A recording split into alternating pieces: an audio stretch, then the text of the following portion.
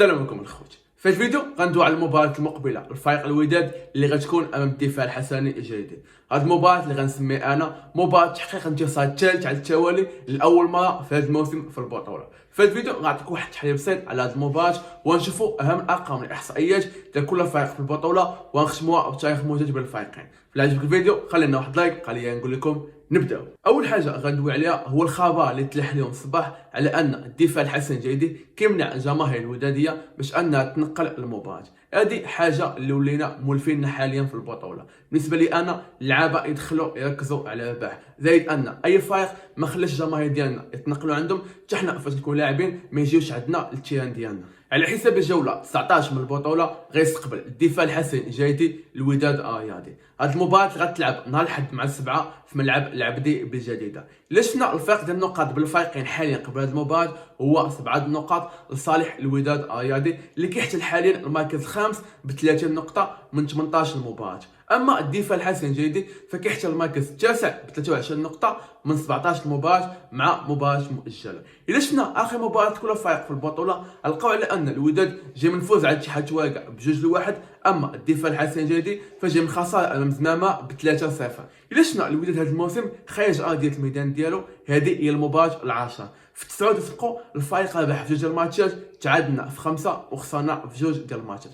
بديك التعادل 5 خلى الفريق هو اكثر فريق حاليا تعادل خارج ارضيه الميدان ديالو. داكشي علاش ضيعنا نقاط كثيره خاصه في الشوط الاول خارج ارضيه الميدان. من جهه اخرى الا شفنا الدفاع الحسني الجديد فهذه هي المباراه التاسعه عليه داخل ارضيه الميدان ديالو. في الثمانيه اللي تبقوا الفريق ربح في 4 ديال الماتشات، تعادل في 2 وخسر في 2 الماتشات. هادشي كيبين على انه فريق اللي كيعرف ياخذ النقاط داخل ارضيه الميدان ديالو. من هذا 4 انتصارات كانوا 2 انتصارات عن فوق اللي كبيره في البطوله، ربح الرجاء وربح الشمالكي، وكذلك تعادل مع بركان داخل ارضيه الميدان ديالو. هادشي اللي كيبين على ان هذه المباراه غتكون مباراه اللي صعيبه، ولكن اللعابه ديالنا عندهم واحد المعنويات اللي مرتفعين حياه عكس الدفاع الحسني الجديد اللي كيعاني في اخر الجوله.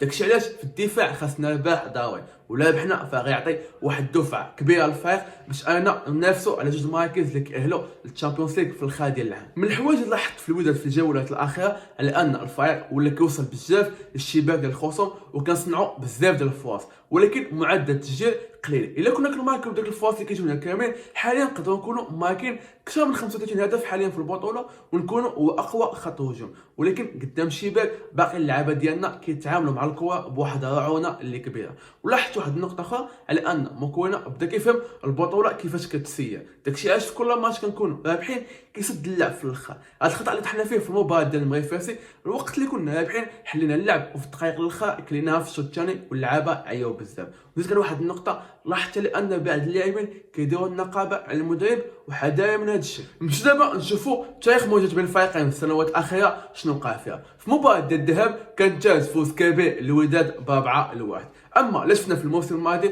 لقاو كذلك على ان الوداد ربح الدفاع الحسني الجديد ذهابا وايابا. في الميدان ديالنا ربحنا ب3-1 وفي الميدان ديالهم ربحنا ب1-0.